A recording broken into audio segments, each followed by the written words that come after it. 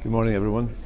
Just to let you know about the pains I go through in order to make these videos. I've had to move from my position, which was nice and warm, to this position where the seat is freezing. But I'm not complaining. It's all part of the service. Anyway, I hope you're having a good week. We had a great weekend on Sunday, and we had about 200 at the 7:30. We had an amazing number of people, ate an amazing, incredible amount of pancakes. I was nearly late. I wasn't actually late, but I was nearly late for the 7:30 thing because my daughter Sarah came with me with two of the children and they kept me back. So that's why I was nearly late. And the services were great. The brass and the choir and the music and the army of people it takes to put on our services were really encouraging this weekend. And Gavin gave a great sermon in the evening. Well, as we we're gearing up really for this weekend, but beyond this weekend, our Global Outreach weekend with Mez McConnell.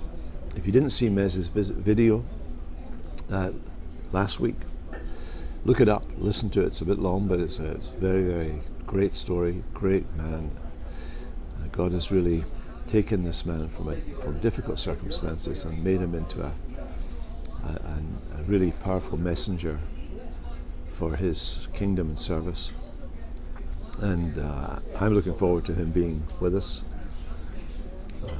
He's very concerned to plant churches, not just in kind of upmarket trendy areas, but in really hard places where people live hard lives.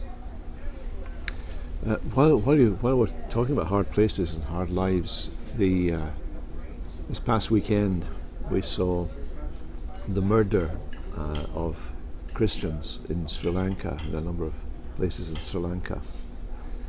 And although that probably never hit the news, there is an imbalance in the way things are reported in the news. A few weeks ago, in Christchurch in New Zealand, some Muslim worshippers were killed. In fact, on my way back to Philly, I'd been at PCRT, got into Philly about 7 o'clock in the morning, got some breakfast before going on to church to preach at the morning service, and the lady at the till was a Muslim lady, and I said to her that I was sorry to hear about the Muslim worshippers who'd been killed in Christchurch, and she seemed to appreciate me saying that, and I think that was an appropriate thing to do. But it's interesting the media have not mentioned the fact that these were Christians who were killed in Sri Lanka. Politicians talk about Easter worshippers were killed, or the victims, remember the victims.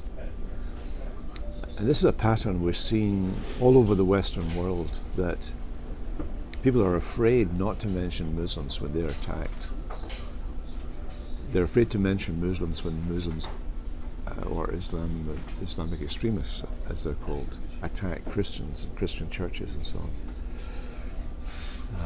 And even when Notre Dame was burned, the media immediately said, before there was any research done, that this was an accident because they were doing renovations or whatever.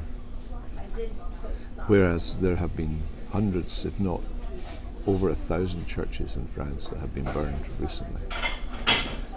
So there is a change in our society, and be praying about our response as Christians to this. It's going to become harder for us, but we're told to expect it to become harder for us as the gospel triumphs. So the enemies of the gospel will seek to repress Christians and the Christian witness. That's not a reason for panic or fear, but for a clear-headed understanding of the kind of struggle that we're in. We're not struggling with flesh and blood, but against the principalities and powers in the heavenly places. So let's be praying against evil, praying against the devil and his works. Pray for the church. Pray for our suffering Christian brothers and sisters in Sri Lanka and elsewhere, that God would triumph through their lives, their witness, and bring great honour to his name. And pray for one another, that as we live for God in our daily work, that his presence will be with us. Have a good week.